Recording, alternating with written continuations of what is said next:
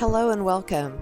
You are listening to the Gay with God podcast, a safe place for us to share our stories and support one another. How long did we know? What challenges did we face? Did we lose our faith? When did we find our way back home? Or are we still searching? The stories you hear on this podcast will melt your heart and strengthen your belief that in God, all things are possible, and you can be authentically gay with the God of your understanding. I am your host, Midge, and I am very honored that you are here. Welcome back, everybody. This is Midge, and I am your host of the Gay with God podcast, and I am also the coach of the Gay with God coaching practice that I do, and I'm an author. So I have definitely spreading my wings and coming into my own and making sure that whatever I do is in alignment with who I am and what message I want to bring into the world. Mainly that message is one of inclusivity and authenticity. I want all of us to be included in the skin that we're in, where we feel most comfortable, where we feel like we're in alignment spiritually and emotionally and physically.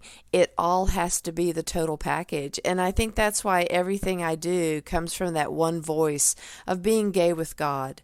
Because although my gayness does not identify all of me, it is me. It is a integral part of me, and that message that I bring to the world is that I expect to be included with equal rights and with love and affection, just like anyone who wants to be a part of this world would expect.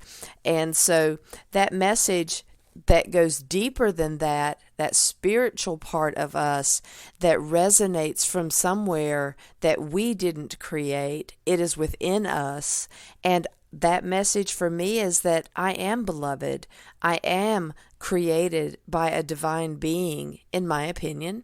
And I believe that I have the right to fulfill my life goals and my direction based on what I feel called to do. And most recently, my calling was to write the memoir Gay with God, Reclaiming My Faith, Honoring My Story. And as I've said before in this format, that it has been a gut punch at times, and it has been very enlightening for me to go back and look at some of those memories and to pull them out. So when I did the book, I wanted it to be something that could be in any format. You can get it on your phone, you can get it on your tablet, Kindle, book form, and hopefully one day I can offer an Audible for you guys that prefer that. I also wanted it to be something that was a conversation starter for maybe PFLAG parents, for LGBTQ meetup groups, for your book club groups. And so that's why I put some book club questions at the back of the memoir. And today I want to do a sample of those questions and give you an idea of what it would be like if you wanted to have a book club and use the Gay with God book in whatever group you're a part of that you think would resonate with it. So the book club questions I wrote are specific to what I went through and how it resonated with me. And then you can use those questions as starter points for you guys. There are not specific questions for specific chapters, although it sort of goes through chronologically the way the book is set up. However, you can have a question a night no matter what you're reading. So you can decide how you want to do the questions. So I just thought I'd go through a few and see what we come up with, and I'll go deeper into why I wrote those questions. For some of us, we're very isolated and we don't talk about our feelings in public, or to many of our own friends. Sometimes we're very closed-mouthed about what we're going through, and we have superficial friends. Some of us have very deep connected friends who know more about us, but sometimes we hold that back. So the first question I put in the book is that Midge struggled with feelings of unworthiness for most of her life. Have you experienced feelings of unworthiness, either generally, spiritually, or professionally? So I wanted to get you guys to start talking with each other a little deeper than you may normally in a book club. This is an opportunity for you to go a little bit deeper with the people that you're hanging out with. And if it's a new book club that you've just joined, or if you're making this book club right now, you may not want to start with question number 1. That may be a little bit too intimidating. But if you've been together for a while and you know each other, then that can be a really good place to start, because you might not have ever talked about your unworthiness with other books you've read. Sometimes in our book clubs, spirituality isn't ever discussed. So this is a great opportunity to not only process for yourself, have I felt unworthy spiritually? Have I felt like I didn't measure up with the Creator of my understanding? What about professionally? How many of us have such a complex when it comes to our professional life? I can remember that when I was a school counselor, I always felt like I was running ahead of myself, trying to make sure that I did things right, especially in the very beginning of my career. And when we took a summer break, even though I had been doing classroom guidance all year, individual sessions with kids, meeting with teachers, parents, I juggled many different things in that school counseling job. And then we took a summer break.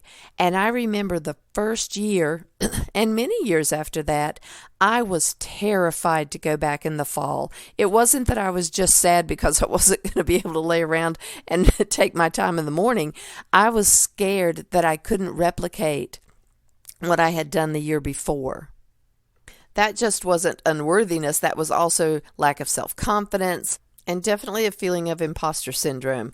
And that is something that I think I've always dealt with, feeling like I wasn't quite prepared, wasn't ready, didn't have enough to give to people. So it's so nice to be able to continue to move on this journey and be anxious with everything I do, but continue to lean in and do it anyway. So the imposter syndrome, of course, flared back up in the writing of this memoir, and I felt so inadequate to do this. And now that it's finished, I now feel very anxious about putting it out into the world and getting the critiques that surely will come. I'm prepared for that, and I know that a lot of people will have something to say, and it won't all be good, but this is still my ministry. It is my ministry to be able to connect with people who need to hear the message that you can, if you choose to, reclaim your faith and honor your story. So I hope that that question will be something your group wants to delve into a little bit and see where it takes you. Question 2 says that Midge was raised to believe that the Bible is the inspired Word of God and that it can't be questioned. What beliefs about the Bible were you taught? Do these still ring true for you today? And that's an interesting question for me, because I still have some of those old messages and tapes running through my brain. We all do, I think. And so that question let me continue to ponder, am I still resonating with some of those messages that aren't serving me? Do I still get caught up in the literal word of the Bible instead of seeing it as what I'm beginning to understand is really just a collection of very important stories that teach us a lot about the timing of where people lived in the community of Jesus, what their rabbinic beliefs were, what their rabbinic laws were, and what they were expected to do. Our world has opened up so much and has included so many more faiths, but back in Jesus' time, there was one. They believed in their God, and they believed that God was telling them these things, and that might have been true for them. But then we get to expand that a little bit. So what are we believing today? We certainly don't believe in the rules that were in Leviticus because of football. If you can't touch the skin of this animal, then you can't play football. What about all the different fabrics we wear? All of those laws were important for cleanliness and to save lives because they didn't have refrigeration. They had to do certain things a certain way. And they also had their own customs and traditions that had been passed down over the years. And it's sort of like us in our families. each family does things a certain way because their family has always done it this way. And even if it doesn't make sense in 2023, we may still do it that way because it's our family tradition or a family expectation. So I hope this question opens up for you guys. What are you believing today? And do these beliefs still resonate and ring true for you? And if not, you can even take it a step further. What am I willing to do to make sure that I'm aligning myself with who I am authentically right now? And it's okay to always take stock and figure out where you are now and where you want to go emotionally, spiritually, in every facet of your life. Jumping ahead to question 4, I put this in there specifically for people who may not be gay. So number 4 says, if you are a parent, teacher, or ministry leader with an LGBTQIA plus child, when did you recognize or have a feeling that they may not be straight? So most parents don't think of this, but if you're reading this book because you want to learn more about why somebody thinks they can be gay with God, you probably have an inkling that your child may not be straight. So when did you start to think that? My mom asked me all through elementary school if I was gay. And I was like so freaked out by that question because I was learning in church that being gay was an abomination. So for her to ask me that question, it scared me because I wouldn't want her to think that I was the quote unquote evil one that was going to go to hell. So of course I denied it because I also believed that I was telling the truth at that time. She asked me all through high school because I didn't date. We weren't really allowed to go to movies until we were 16. So of course we didn't date and we didn't get to do many things away from the family. So, I didn't have a big dating life or social life because we just didn't have the opportunity to do that at that point in my life. So for her to continue to ask that question, even through college, she would ask me if I was gay. Funny, though, that when I was finally ready to come out to her, she had quit asking that question. I was going to say, the next time she asks me, she must have had that kind of mama radar. It was like, oh, she's going to be totally honest about this, and now I don't think I want to know. I don't know exactly what she thought about that, but it was interesting to me that she stopped asking as soon as I was ready to tell. But if this person is a P-flag parent or someone that picked up this book or your book club decided to read it and they might even be a little cagey about it and not want to answer this question, but I thought I wanted to give people a chance that may not be gay but reading this book to have a question that's specific to them and what they are dealing with as far as their child or maybe even their husband or wife who you may be living with and thinking, you know what, this is a little bit different and I'm not really sure that my spouse is heterosexual or maybe they're bisexual or pansexual. What's the deal? You know, that you have these inner knowings that you can push back and completely deny to yourself, but they're all those whispers of your soul calling you closer and closer to your authenticity.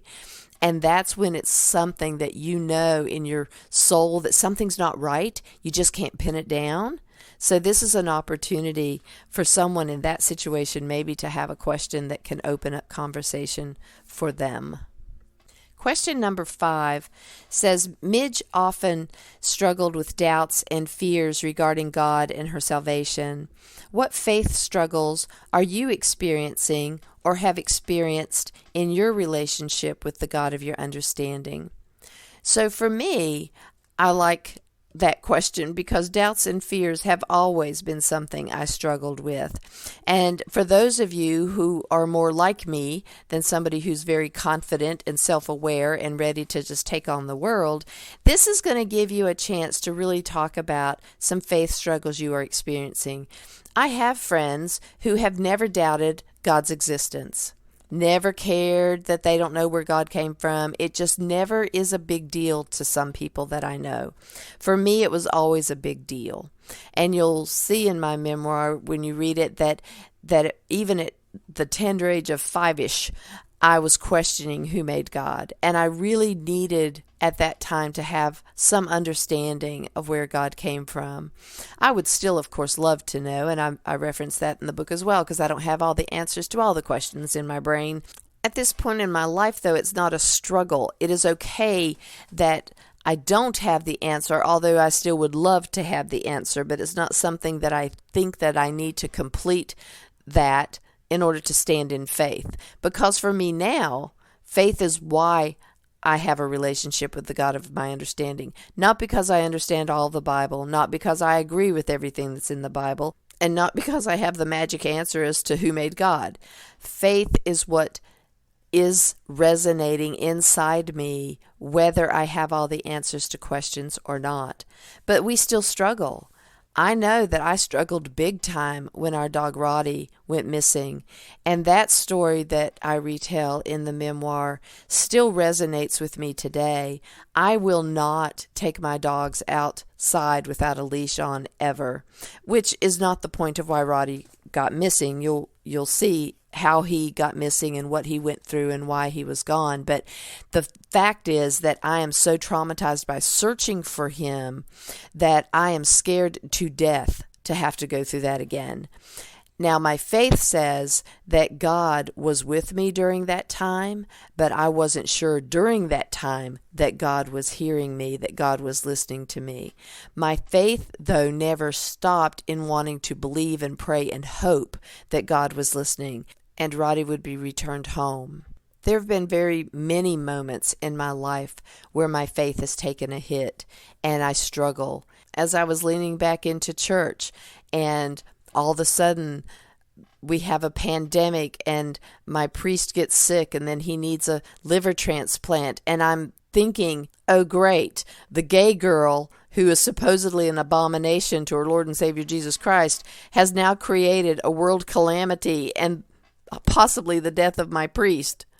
I know that sounds totally dramatic, but that's how little belief I had in my worthiness at that point as far as spiritual things go. I believed in other things that I could do, and I was confident in some things, but at that moment, my faith was not strong enough to handle big-time issues.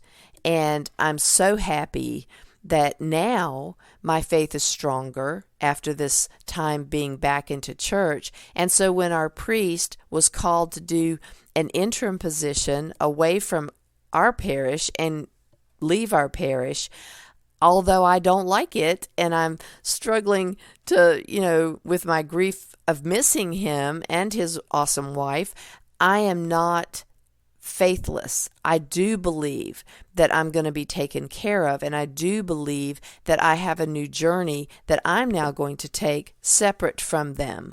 So it is not about always having a perfect faith and always being able to believe that God is always there, because when you're grieving, when you're tired, when you're being knocked down day after day by something, faith is one of those things that we may cling to or we may feel is in jeopardy. And so this question gives you the opportunity to get some support, I hope, from your book club and also from your friends, and be able to start to identify for yourself what you're really going through and what you're feeling.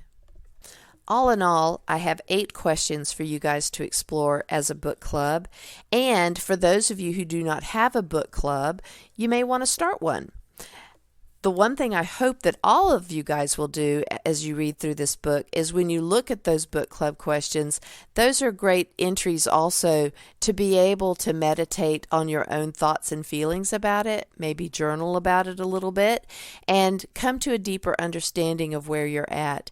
And then you may, if you're in coaching or therapy, share that with your therapist or your coach and let them support you through the struggles and the journeys that you have. Some therapists are not comfortable talking about spirituality, especially if you're in a mental health center or you're in a specific group that may not be spiritually inclined. There are Christian counselors out there who may or may not be supportive of who you have been created to be. So always, if you do need support and if you don't have it, if you're in a supportive relationship but they are unwilling or unable based on where they're working to talk about your spirituality, please reach out and find somebody who can. Being able to talk openly about your life, about your partner or spouse, about your struggles with being gay in the world, being queer, however you identify, we all need support. And sometimes you can find someone who's not queer that can support you. And sometimes you may feel more comfortable going to someone who understands what it's like to be gay in the United States right now, politically and socially. So make sure you're taking care of yourself and make sure that you know that you always have support. In the back of the memoir, you have all of the links that you need to connect with me. I am so honored to serve you guys through this podcast. I am honored to serve people through my coaching practice, Gay with God. I am very honored to serve people at my parish. So me being gay has nothing to do with some of that stuff, and it has everything to do with how I resonate in the world. I am gay with God, and because God is in the core, in the central part of who I am, everything from that comes from that space. Am I perfect? Absolutely not. Absolutely not. And I don't ever expect to be on this earth. But I do believe that when I live authentically, I am my happiest and most productive, because I believe that our authenticity shines and attracts the right people to us and attracts us to the offerings that we're expected to do in the world. So I try to lead with love. I try to have compassion in action. I try to make sure that every breath I take and thought I think and feeling that comes up is aligned with who I believe God is creating me to be. And I don't think I'm done. That's why I said creating me to be. I know I'm created by God, but I continue to evolve because I'm not done. At the end of the epilogue of the book, I write, "My memoir has been written, but my life story is not over. I have always said, as long as I am still above ground and still breathing, I am not done." And speaking of book clubs, wouldn't it be fun if we had one together? I actually hadn't thought about this until I was getting ready for this podcast, and I thought, ooh, that would be fun. Instead of the Ask Me Anything group that I've been doing once a month, what if we did a book club once a month? Who knows? We'll see where God takes that. And if you're already in an existing book club, I really hope that you will consider picking up the Gay with God memoir and making that your next book selection. Books will be on sale starting October 11th. You can pre-order them through Amazon now, and they will be delivered after October 11th, which is the original launch date. So I'm so excited to see where God takes this memoir. I'm excited to hear from you, what you think about it. Please feel free to email me your thoughts, any additional questions that may come up throughout the time that you read the book. I would be more than happy to respond to you. I am very available to hear your thoughts and to answer your questions. So everybody, thank you so much for coming today and listening to this podcast. I always feel like we're in person. That's old school talking. To connect with me, you can go to the show page at empoweredmidge.podbean.com and see all of my links from this show page, including the offering from Dr. Keith Brown. He has the Wipeout Trauma course, and that link is on the show page today. This course is specifically for you if you are LGBTQ+, especially if you were raised in the conservative evangelical church. Chances are pretty good that you've experienced abuses due to your identity, and these abuses have resulted in identity trauma. Keith is a bisexual male, and after working on his own healing as well as that of his clients for over 30 years, Keith decided to take all his personal and professional experience and put it into a digital course to help you. In this Wipeout Trauma course, Keith will lead you on a 10-day journey to create a systematic and practical plan that you will practice daily so that you can begin to heal. Healing takes time, effort, and Keith believes a game plan. This course will give you that plan. As a bonus, Keith includes a forum community where you can ask questions, get support, and make connections with other students. This is an incredible and practical course, and it's available for you now at a low price that you just won't believe. So you can find that link on the show page at empoweredmidge.podbean.com. Also, check out our Facebook group, Gay with God. We do a monthly Zoom group entitled My Faith Journey. If you need support to help you through your coming out and or faith journey, go to the show page at empoweredmidge.podbean.com. Scroll all the way down to the bottom and connect with me. Tonight, we are actually having our faith journey group on September 18th at 6:30. And so if you're hearing me sometime today and you want to join the group in order to participate, go to the Gay with God Facebook group, answer all the membership questions, and I'll invite you inside and you can join tonight.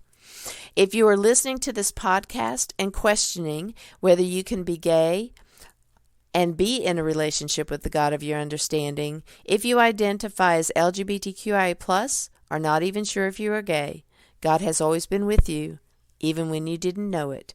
You have always been gay with God.